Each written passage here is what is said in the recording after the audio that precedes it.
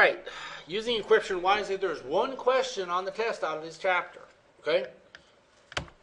All right, encryption gives us what's called a false sense of security. The biggest an example of that is like WEP. You all know what WEP is. Anyone know what WEP stands for? Windows Equivalent Privacy. Wireless Equivalency Protocol. Okay? I always thought it was wired encryption. It's not equivalency. It was supposed to make it so wireless traffic is now as secure or equivalent as regular traffic. But is WEP good at all? Now we know that literally WEP can be cracked in seconds.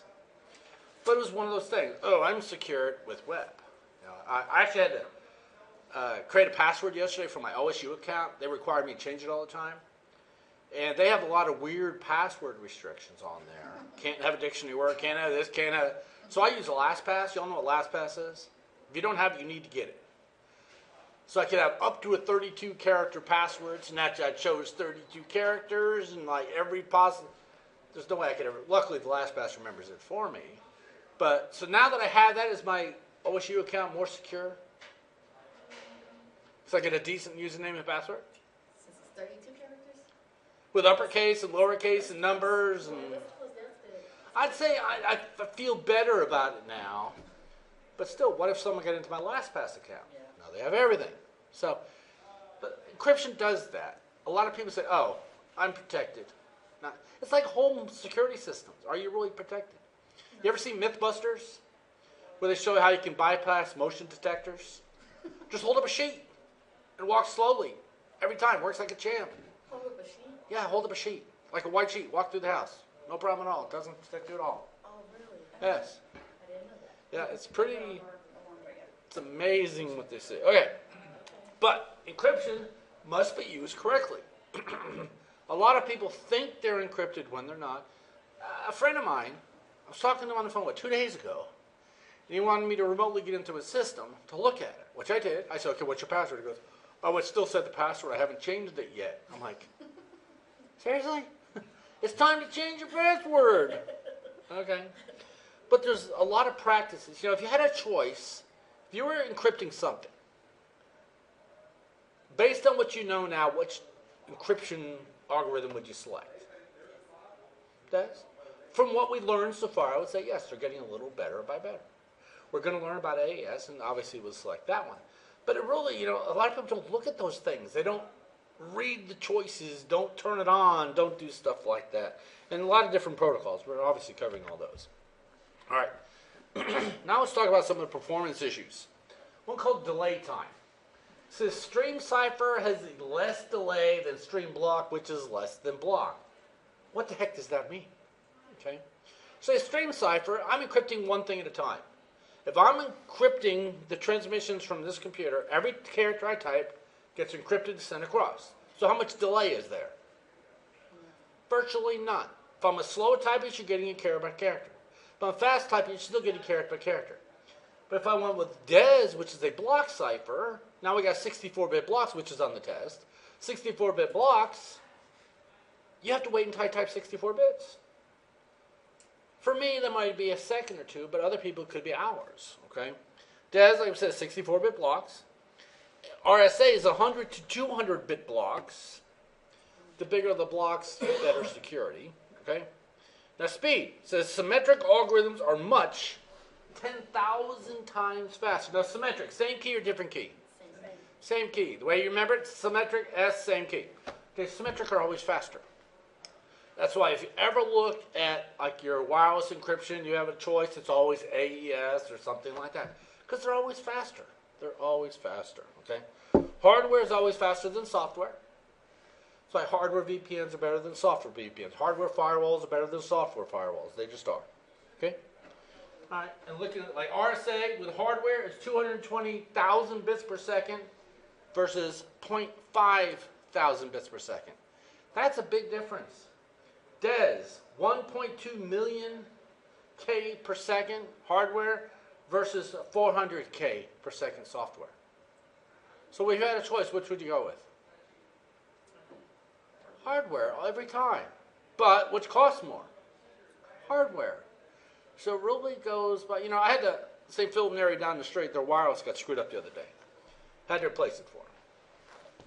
Had to go to Best Buy and pick them up a wireless router. Okay, they have an access point in each floor in each building. One of them went out. So what would I buy? An expensive one or a cheap one? Yeah, we're talking a Catholic school that has maybe 3 laptops. Nothing fancy. So I ended up buying a pretty cheap one. Okay, but could I have spent more? Yes. But I could have bought them a Cisco Air one of the ones like we have in the building here. But they don't want to spend that money. Okay, so really, how much money do you have is also a factor in all these things. Okay. Block replay. There's a lot of things now that prevent this. But what if I was to take blocks and repeat them? Way back when I took networking years and years ago, they were talking about they caught these guys stealing from an ATM. What they had done was they had actually used a voice recorder and recorded the telephone transmissions from the ATM and played it back to the ATM. Recorded them, just hit playback. We're sitting there with a bag just collecting all the money coming out of the ATM. Because back then, the ATM just did what it was told, and it basically, the codes they were sending, it said, give me money. It did it, so, okay? So what if here? So we have the original transaction, there's John Doe and the year, so on and so forth, then we change it. Maybe it's going to a different bank. So what if the blocks are not joined whatsoever? So it's just not a good thing. You don't want to give people the ability to replay blocks. And the chaining we talked about last time, and we're going to talk more about today, is a benefit for that. Okay. All right, XORing. Like I said, block chaining. We covered it a little bit last time. We're going to cover it more today. XORing is one or the other, but not both. We can XOR things together, okay? Or we can encrypt things. Then we can encrypt them and XOR them with things. So there's all kinds of different ways we can do this. We can take our plain text, encrypt it with a key, and that becomes our ciphertext. Then our plain text 2 is XORed with our ciphertext 1, encrypted with a key, that becomes ciphertext 2, and so on and so forth. So what's happening is each successive block gets encrypted with the prior block. So if you were to capture one block, it's worthless. You can't do anything with it. Okay? Okay, initial chaining value. It says in block chaining conceals identical blocks. But what if someone starts every block with the same initial value? Is that bad? Yes. If you always start with the same value, that's bad as well. Just when you want a random initialization vector. Okay. Yeah, the whole thing about random, there's really no such thing as random. But if you're going to encrypt something with some initial value, you want something that changes. But not everybody sets it up that way. Okay? All right. Now let's talk about one-way encryption. Okay? Maybe you can use special functions. And we're not going to go over the math for this because it's not important for this. But there's some functions, like we talked about the hash functions. Remember I talked about the windshield. Showed you a picture of a windshield. It says you can smash the windshield into 1 billion pieces. Can you put it back together? MD5, you got the hash value from MD5. Can you put it back together? I mean, calculate it the other way. You can't. Okay? So that's, some ways here. Basically one-way encryption. Okay? Or cryptographic sealing. Okay? Gives us integrity compared to secrecy. Maybe now we really don't care if people can see it. We just want to know that it's real. Okay? So maybe we have a file and then a hash value of that file. Okay? Then we have a checksum that's, could be added to the end of your encryption, whatever. Okay? But the whole point of this is we don't really care about secrecy. We just want to know that you got the right thing. Okay? A lot of stuff I do in my life is not top secret. Okay? I'm thinking everything I do in my life is not top secret. It's not that critical, but it would be nice to know if it was the correct information. Okay? Like I get emails all the time. Are they true or could they be faked? It's quite simple to fake stuff like that. So that's one way you can use cryptographic sealing. Okay. Biometrics, another way to do it. What do y'all think about biometrics? Give us a new deal. The new Apple phone. Here in the news, all about the biometric reader, how it sucks. Well, fingerprint readers always suck. We have a fingerprint reader upstairs that, it's not that great. But they're, when I bought one from APC, that makes the battery backups, they had a fingerprint reader years ago that they came out with. I bought one. My son, I think it was like 14 at the time, took a plain white, basically the fingerprint reader had a piece of glass, which had my fingerprint on it. He'd take a plain white piece of paper, went over and pushed down on the darn thing, and it let him in the computer. Because my fingerprint was on the glass. And by putting a white piece of paper on it, it made the contrast so the fingerprint reader thought it was a fingerprint, let him right in. I'm like, well, that sucks. But biometrics are good, but the cheap biometrics are not. We have a retina scanner upstairs. It's only a $400 one. They suck. I can register my eyes, but I can never authenticate with them. I had eye surgery. I think that's the reason. But I could never. I must have tried it 100 times. I could never get it to work. So it's just tough. It really. Well, the way Erase you and then put you back in again. but what would happen is I'd look at it. Basically, look at the thing. You have to stare at a dot in the middle of it. And once it would detect your eye correctly, it would ding, whatever, it got your eye. And you do that a couple times. And then when you go to authenticate with it, now it has to match. It's like Eileen's a prime example. Her fingerprints, the ridges aren't tall enough. Whenever she goes to get her driver's license, it never works. She always has to sit there and do every finger to the point where she can finally get one to work. Because they always tell her, man, you'd be a good thief because you don't leave fingerprints. So it's scary stuff, Even fingerprints, I cut my fingers when I was in the military all the time. What if the only way I authenticate was my fingerprints and I messed it up? Could be an issue, okay?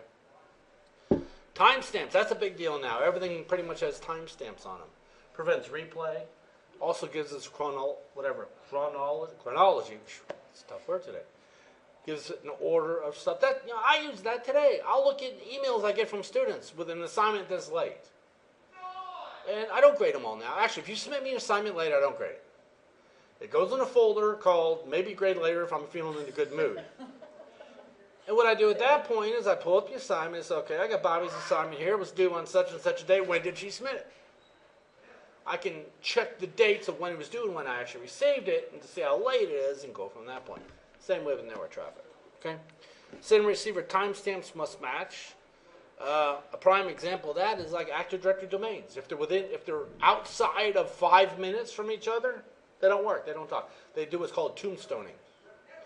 We had a machine upstairs at Philip Neri that somehow the clock got off. I don't know what happened. And basically the servers would no longer talk to each other because they were outside the 5-minute range. And it was kind of good it happened because I sold my company to a guy, and then he took over that account, but then screwed him over. It wasn't helping them. So I took it back over, but not for money. I do it totally for free. Well, he got mad because I did that. So he went into the server. He went into the server and changed all the passwords, admin passwords and everything, so it couldn't get back into the system. Well, they asked me to go out there, and I couldn't get in. It kind of sucked, because like, nope, wrong password. And we found out he had been in there doing something, and after he left, all the passwords were changed. Well, what was funny was one of their servers, the clock was off. So it was outside the 5-minute window, so it wasn't synchronizing. So when he changed all the passwords, it did not synchronize with his server, okay? So I figured out a way to basically untombstone it. You basically have to go into the machine and say, okay, I realize the clocks are wrong, but we're going to synchronize anyway. So the one that hadn't been screwed with, I changed its passwords. And since they were changed last, when I told it, it overwrote the original servers, so I was able to get back in because it synchronized everything up. But it's that whole timestamp thing. It's kind of important. But yeah, this guy's a winner. He never paid me either. It sucks. Okay. Now let's talk about some different modes. Okay, we talked a little bit about it last time, but okay, we have electronic code book, Cipher block chaining, Cipher feedback, and output feedback. This is where your test question is. You need to know which one of these it is. Okay? All right, let's talk about electronic code book. Okay? Pretty sure this is the one we covered last time. Anyway, but we have plain text coming into our encryption algorithm with a key. And we have ciphertext. So if I take the same plain text, encrypt it 3 times, what ciphertext do I get? The same plain text. They're exactly the same. Electronic code book. I'm not XORing or nothing. Plain text, key, ciphertext, done. Okay? So is that good or bad? Do you just repeat the same process 2 times? Well, what we're trying to say is if you use the same thing, it would be identical. You don't have to. I mean, this could be one block, the second one could be a second block, the third one could be a third block. But the point is, if I had one block, if I encrypted the same block 3 times, you'll get the same result. Okay. Okay? And then, where are we at? Okay. Decryption in ciphertext key, get the plaintext out. Same thing. Okay. Not linked to each other in any way. Okay. So each block is encrypted individually. Identical plaintext blocks produce identical ciphertext blocks. All right? Everybody okay on electronic code book? Not linked in any way. No chaining, no XORing. Okay. Now we have cipher block chaining. Now we take our plaintext with some initialization vector, XOR them together, and encrypt it. That result becomes our ciphertext. And also a copy of that ciphertext is also used as the next initialization vector for the second block. So if I was to take the same plaintext block and encrypt it 3 times, they would be different. You see that? You had a different initialization vector, right? Like Well, we were no, using even US Army right, HQ. right. If I had US Army HQ, we're all the same. Okay. But if I had a different initialization vector, yes. Okay. But actually, wait, come to think of that, hold on. No, even if I had just US Army HQ, but if I put the same plaintext block in this chain here, so basically I put US Army HQ here, I put my plaintext, hi, my name is Ken, right here. Encrypt it, I get my results. If I put hi, my name is Ken again, It would be different. it'll be different because we're not using initialization vector, we're actually using this ciphertext as our XOR value. Then that results come out the ciphertext, and again, hi, my name is Ken for the 3rd time. This ciphertext is different, so that's XORed again. So I end up with a different one each time. Okay? All right, for decrypting, a little bit different. Ciphertext gets decrypted and then XORed. So XORing is done after the fact. It becomes plain text. It's the same picture, it's just upside down. It's actually literally upside down. Right? That's cipher block chaining. So, it prevents block replay, obviously, because you can no longer go to that ATM and keep replaying the code to get money out of the ATM. You say that the last picture you did was, you say cipher block. Yeah, both of these are both, this is encrypting, this is decrypting. They're both the same. One's encryption, one's decryption. You'll notice that with encryption, we XOR at the top. With decryption, we XOR at the bottom. It's the same picture, just flipped over. Okay, so it prevents block replay. It's self-healing. The errors will not continue forever. Basically, you take your block, then you XOR with the next block, and then so on and so forth. Okay, easy enough. That's on cipher block chaining. Cipher feedback, similar, but now we take our initialization vector and encrypt that. Then we XOR that with our plaintext. So what we're doing here, remember, with the cipher block chaining, we had the initialization vector at the top, got XORed first. With cipher feedback, we're encrypting the initialization vector, then XORing with our plaintext, and that becomes our ciphertext. And that result also becomes the next input to the encryption algorithm. Okay? Then it's always XORed after the fact. The plain text the same and all those are not. Well, it didn't have to be, but it could be. If it was the same plaintext, it would still be different values because the results of this encryption algorithm gets XORed, and that becomes the next initialization or input into the algorithm. So that's cipher feedback. Okay. Now let's talk about, it says the block nature of DES is inconvenient. Partial blocks must be padded. Think about it. Are you always sending 64 bits? No. Okay, so they must be padded. So this partial final block must be padded. Okay? And the size of the ciphertext is larger than the size of the plaintext. It says encryption cannot begin until the entire 64-bit block is input. Okay? And if you have a security network, obviously every bit has to be encrypted. So what if you're just trying to encrypt 1 bit? You still need to somehow make it into a 64-bit. Okay? We could do block string. It says encrypt only affects the next 8 characters. So it's just, the point here is it's not, you could be waiting a while for this to happen. Okay? Now let's talk about output feedback, right? Initialization vector. The real difference here, let me show you the pictures. You look above and below the XOR. Okay? See, we take the next input comes after the XOR here. With output feedback, the input becomes right before the XOR. See the difference? No. See that one right there? See, the input to the second algorithm is after the XOR. Okay. Now it's before the XOR. See? This, instead of going down here, it's up here. Okay? All right. It's similar. The main difference is where the XOR takes effect and where the next block comes from. Okay? All right. Now it says the bit errors in the ciphertext are not propagated to the other blocks. Let's talk about that.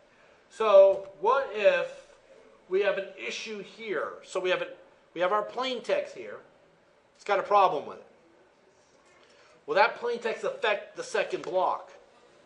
Yes, it will, because it's XORed, and that becomes the next block. Now, if we look at this one here, this plain text will no longer affect the next block. Errors no longer propagate. You see that? This error right here, with cipher feedback, will interfere, since the next seed comes from the results of the XORing. With this one here, the seed comes prior to it. So with this one here, screwed up plain text can screw up multiple blocks. With output feedback, screwed up plain text will only affect one block.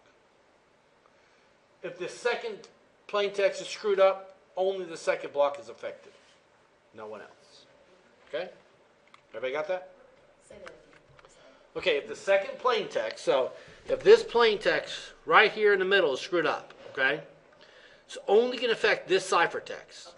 Because Yeah, that's after. this plain text is XORed after the encryption, and the next seed is taken before the XORing.